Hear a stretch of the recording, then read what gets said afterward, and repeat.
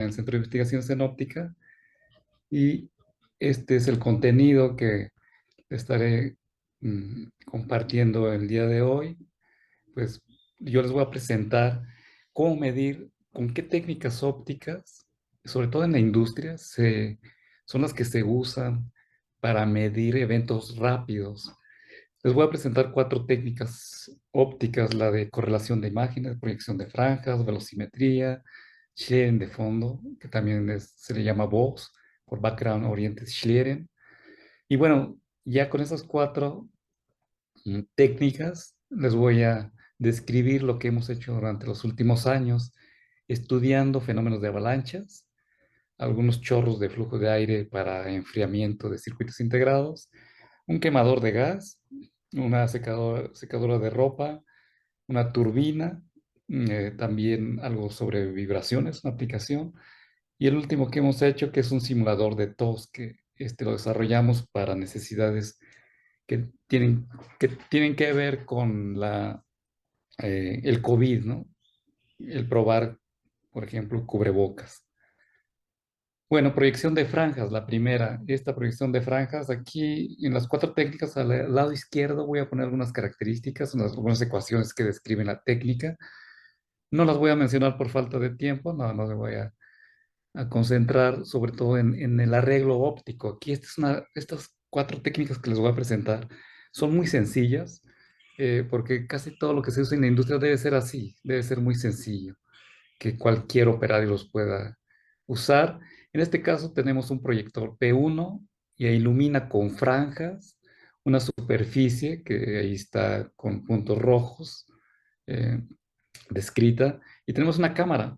Básicamente, las técnicas que ahorita les voy a presentar tienen esos dos componentes: una fuente de luz, P1 en este caso, un proyector, y una cámara, y el objeto a estudiar. Eso es todo lo que se requiere.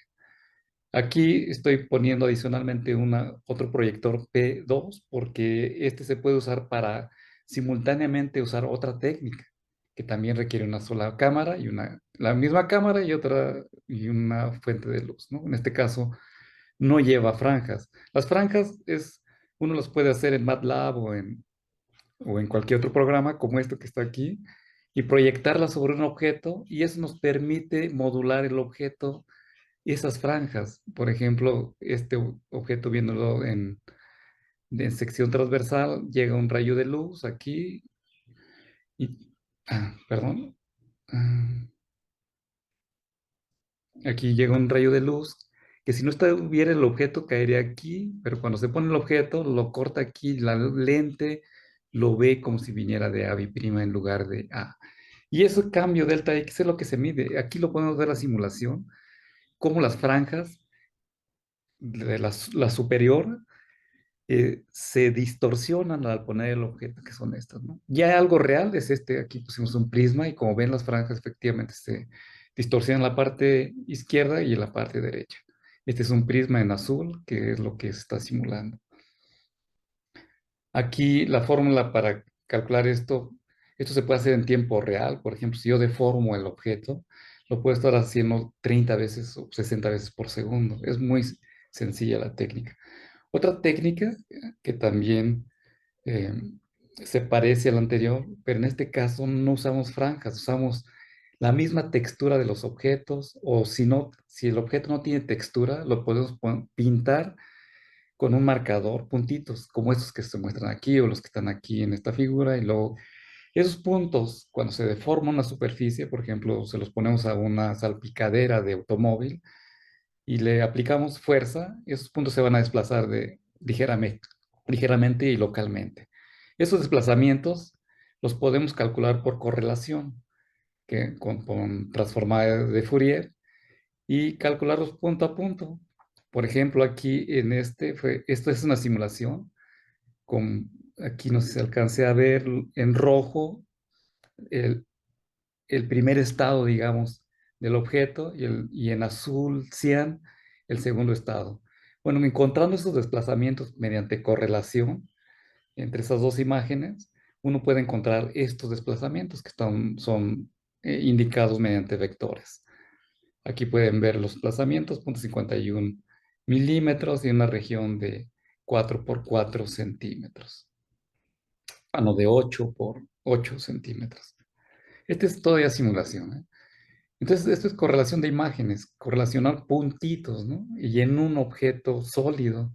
Por aquí pueden ver que el costo aproximado de los arreglos, ¿no? En el anterior era unos 10,000 pesos, aquí unos 10,000 pesos, aquí también se pongo el rango de uso de estas técnicas, ¿no?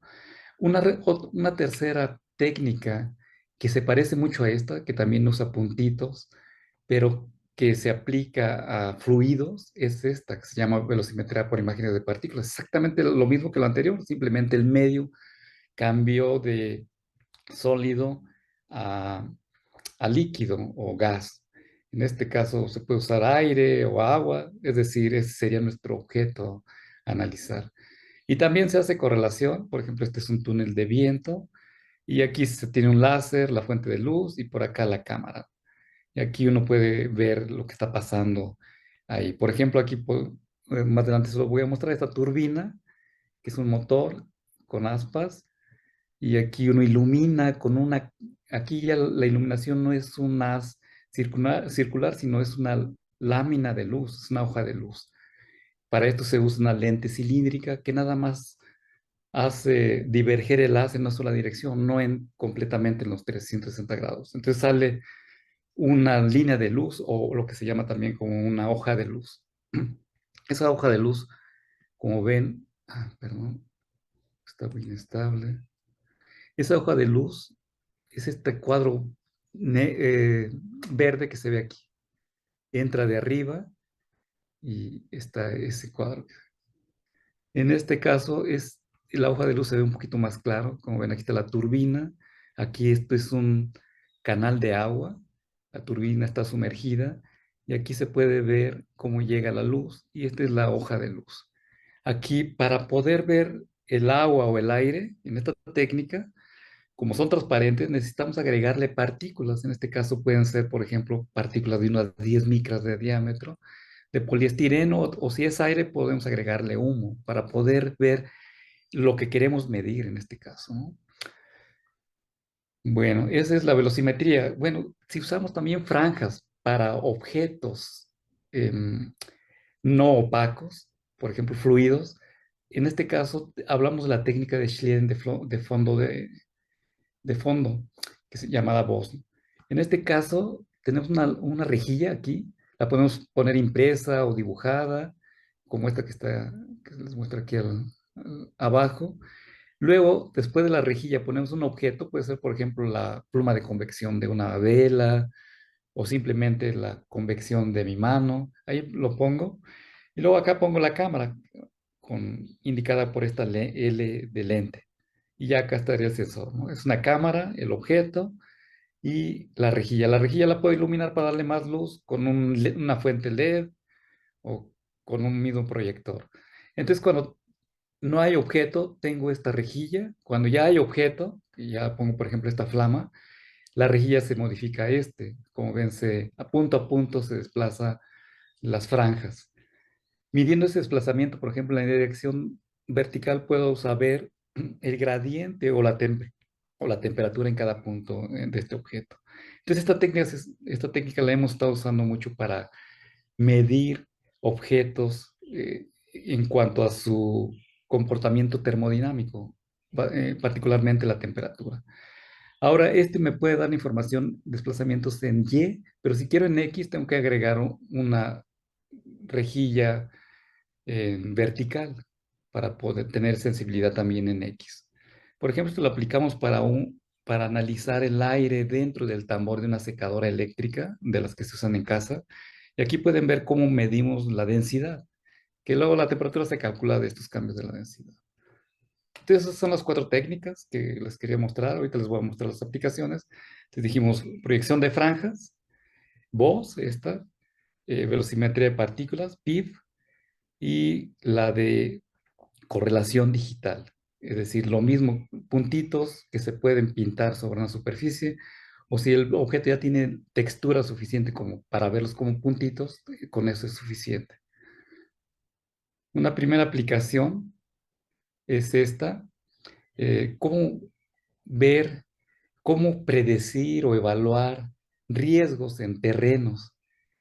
Por ejemplo, acá en México hay muchos lo que se llaman avalanchas o deslaves y eso causa, pues al final, desafortunadamente, muertes. ¿Cómo predecirlas o cómo estudiarlas, ¿no?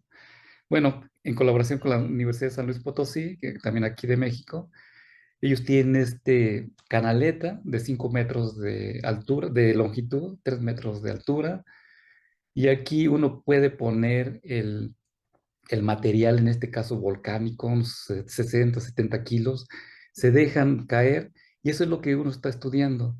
Entonces, este es un fenómeno relativamente rápido. Miren, por ejemplo, aquí está el video y así se va, ¿no? Este es material que se trae de los volcanes o de las mismas laderas que hay. Y entonces es algo relativamente real, al menos el material, ¿no? Lo demás pues es un tanto simulado. Entonces, cuando uno lo ilumina con franjas y también con una fuente de luz LED para calcular cuánto se deforma, por ejemplo, aquí les voy a presentar este video. El material va a salir por la parte izquierda. Miren, ahí está saliendo el frente. Entonces, a uno le gustaría saber cómo cuando hay un deslave, ¿qué forma lleva la deformación del terreno? ¿Qué velocidad? Si se forman algunos montículos, etcétera. Esto va rapidísimo. Esto, nada más que aquí está, usamos una cámara a 2000 y a 5000 cuadros por segundo. En tiempo real, les muestro acá abajo, es esto, miren, es rapidísimo, ¿verdad? Entonces, y además es muy, esto es una vista de lado, como eres, medir eso es realmente retador, pero sí lo pudimos lograr. Aquí hay una imagen ya capturada por la cámara. Esta es una imagen compuesta, rojo y azul.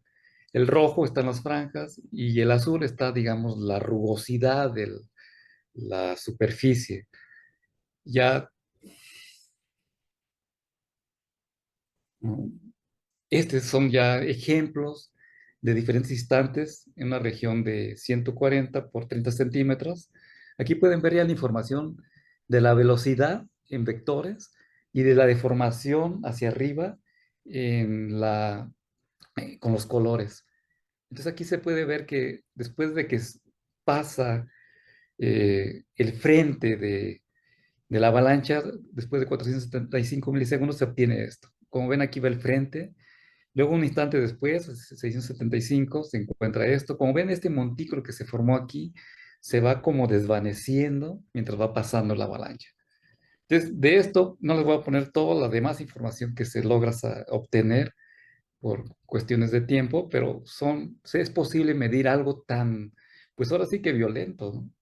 Y tan rápido. Estamos hablando de aquí de velocidades que van a alrededor de 2 metros por segundo, de 1,5 a 2 metros por segundo. Estamos hablando de unos 7 kilómetros por hora.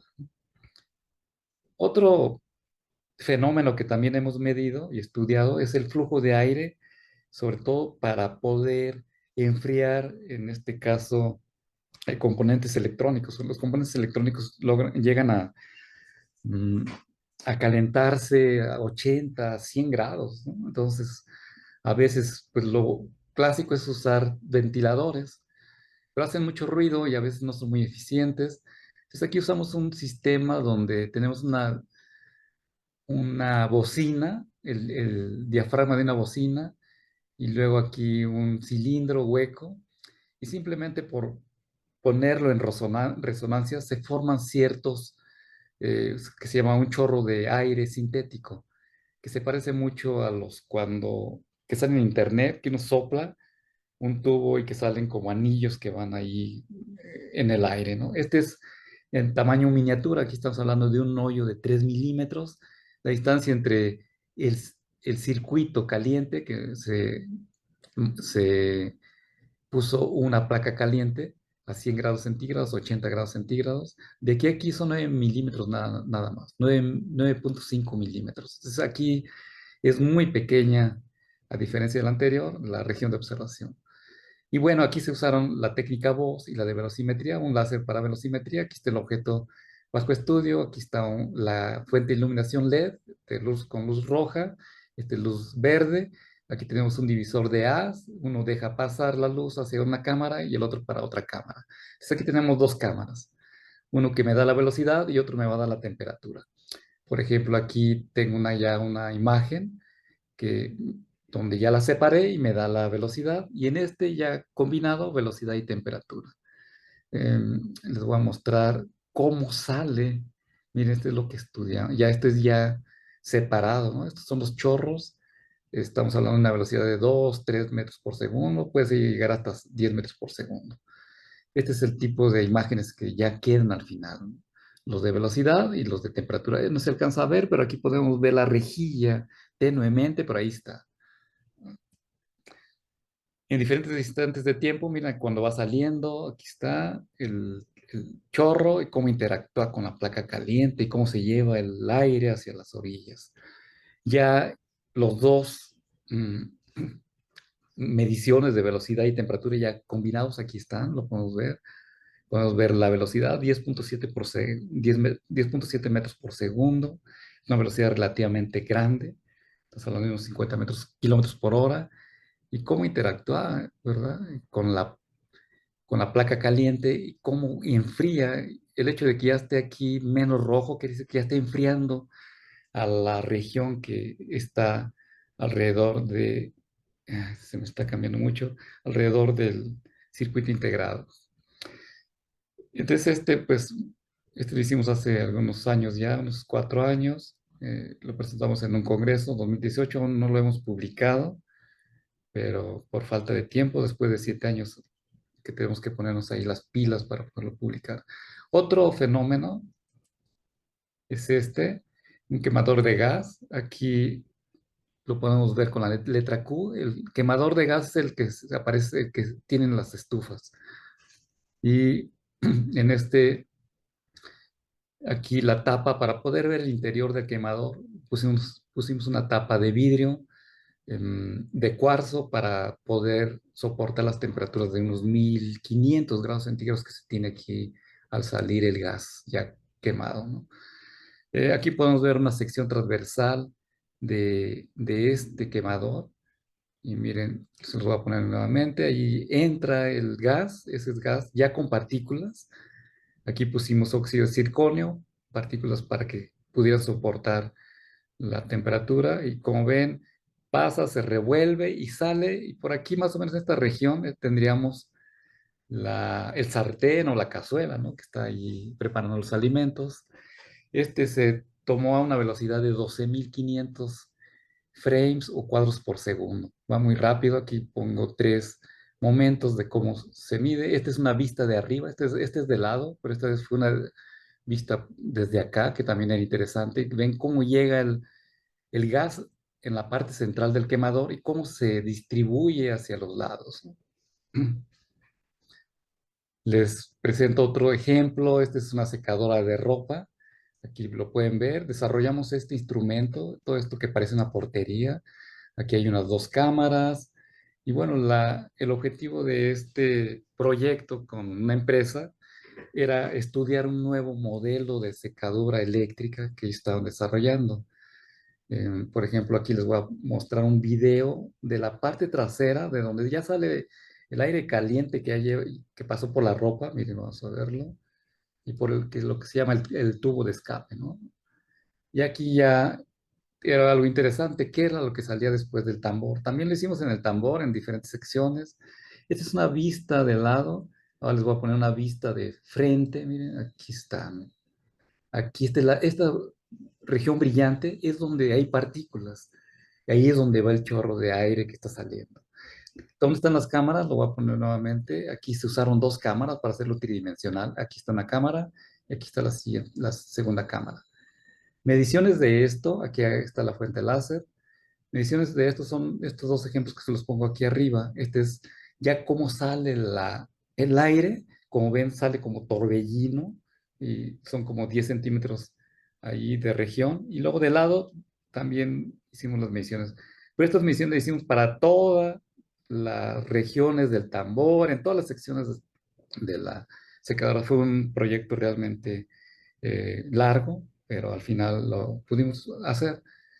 Otro fenómeno que también bueno, esto de que les decía, se usan dos cámaras, por ejemplo, este de la turbina que ya les había mostrado hace rato, que tenemos la turbina, y se usan dos cámaras para hacerlo, poder calcular no solamente la velocidad en dos dimensiones, sino en tres dimensiones.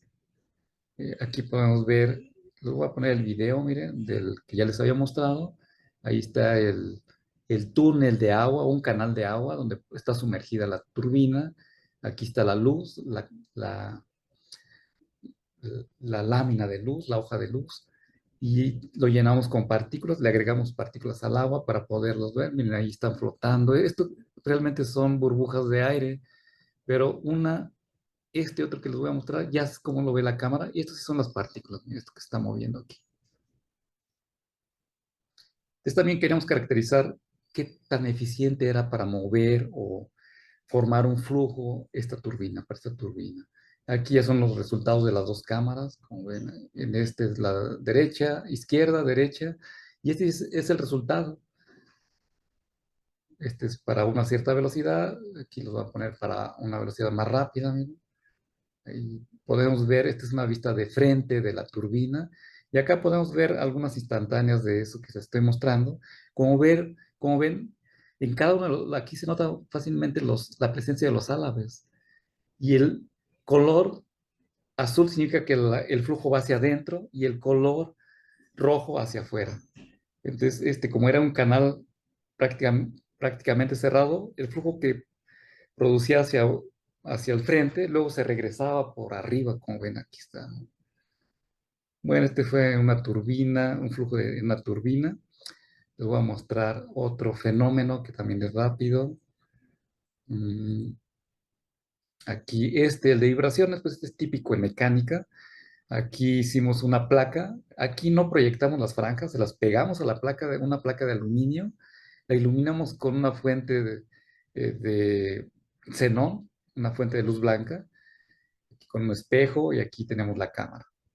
Esta es una imagen típica de las que se em, registraron, y aquí tenemos ya mediciones a diferentes frecuencias de la placa, 107 Hz, 185. Como ven aquí está el primer modo de vibración, el segundo modo de vibración, tercero, etcétera, ¿no? Aquí tenemos unas secciones transversales de esos modos de vibración. Ya un poquito más complejo, con una cámara rápida, usando lo mismo, es decir, pintando las franjas sobre la placa. En este caso es un tambor de música. La superficie no es aluminio, en este caso es piel de la que se produce por acá en León, Guanajuato. Y bueno, hicimos lo mismo. Aquí podemos ver el tamborcito, es un tamborcito chiquito. Miren, le agregamos ahí azúcar para que se viera de lado el primer modo de vibración. Estamos hablando de 229 Hz, el primer modo. Y el primer modo aquí lo podemos ver, miren, va todo para arriba, todo para abajo, etcétera. El segundo modo, ya modos más complejos, los podemos ver aquí. Son más débiles, como ven. Cambiamos el tambor y pusimos un tambor un poquito ya más grande, con el arreglo siguiendo la misma técnica de proyección de franjas, que no es proyección, les comentaba, realmente las franjas se pintaron sobre el objeto, y pueden ver que aquí se formaron modos de vibración un poquito más complejos que en el anterior. Y el último aplicación que les quería presentar este día es este simulador de tos, que lo terminamos el 2024, lo empezamos en el 2020, en la pandemia, 2021, quedamos un poquito parados, pero el resultado fue esto. ¿Qué es lo que queríamos? Bueno, hubo una proliferación de cubrebocas, al menos acá en México, que pues no tenían ningún registro sanitario. Entonces eran buenos para realmente prevenir, bloquear el flujo por exhalaciones, ya sea de la boca o de la nariz. Pues quién sabe, no, realmente no había esas pruebas. Ahí podemos ver una persona tosiendo. Acá, ya en el 2015 nosotros ya habíamos hecho un estudio relacionado con ello. Aquí podemos ver una persona tosiendo. Le poníamos ahí chile pimienta para que tosiera, o también para que mm, simular, por la nariz de exhalaciones. Aquí pueden ver una exhalación típica, medimos la velocidad y pues eso ya era algo previo. Bueno, entonces ahora para poder probar un cubrebocas, necesitamos algo estándar, no poner una persona ahí porque tampoco no es muy higiénico, sino cómo simular un tosido o una exhalación por tos normal, digamos. En un paper del 2013, ellos hicieron estas mediciones que yo lo hice como para 35 personas, ellos lo hicieron como para 3.500 personas y encontraron esta curva, es decir, un flujo grande al inicio, que esto está en segundos, luego cae y se va a cero. Y más o menos esto da como un volumen más o menos estándar de 1 litro, es lo que uno exhala en una buena tos, ¿no? Y ahí hicimos este aparato que ya hoy está en proceso de patente y para producir esta curva con estas características. Y aquí tenemos la técnica de velocimetría, una hoja de luz y luego aquí ponemos el cubrebocas. Miren, les voy a presentar 4 casos de cubrebocas. Un cubreboca, el primero tiene una sola capa de tela. Este cubreboca la gente lo ponía pues hasta de la ropa que tenía viejita. Pues vamos a ver, miren, el flujo llega de la parte superior muy rápido, ya estandarizado. Y aquí está el cubrebocas en negro y luego miren todo lo que sale, ¿no? Prácticamente sale el 70%. Entonces, pues no es muy eficiente, pero pues era lo que más usaba la gente era una sola capa. Luego ya en las farmacias vendían con 2 capas, miren, vamos a ver el de 2 capas. Ahí lo bloquea bien, pero luego empieza a salir. Tampoco no es muy eficiente. Luego ya uno de 3 capas, de los que se usan para hacer cirugías, que también se ven en las farmacias. Y lo vamos a ver aquí, perdón, me equivoqué.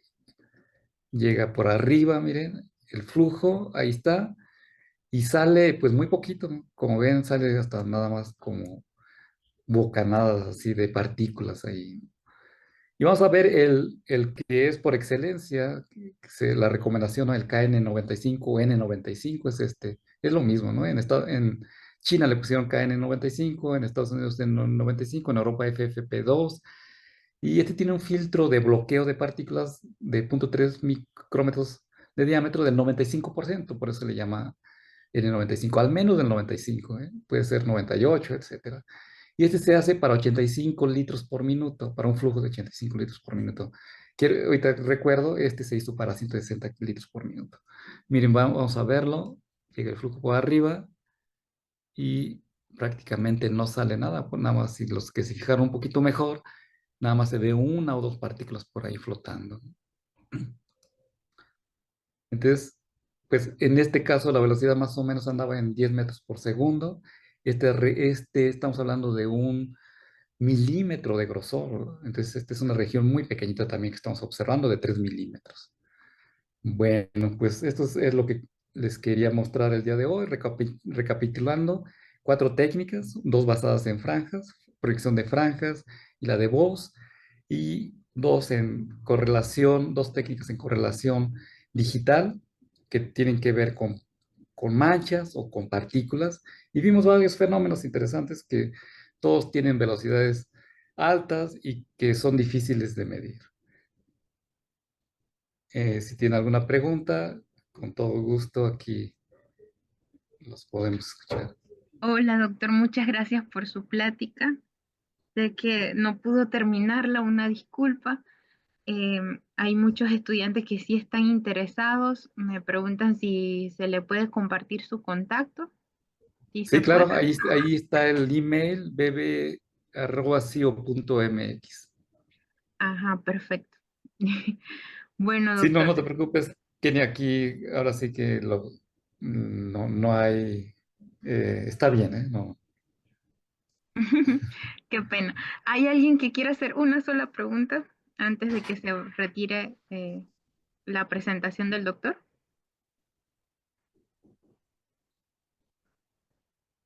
Sí, profesora, yo tengo una pregunta. Primero que todo, muchas gracias al doctor por presentarnos la presentación. Y bueno, mi pregunta era referente a qué tanta diferencia hubo entre el estudio que se hizo, que bueno, su equipo hizo contra el estudio que se hizo con las 3.000 eh, muestras de estornudos, pues. El de cubrebocas, Sí, exacto. sí, bueno, respecto a la calidad de los cubrebocas,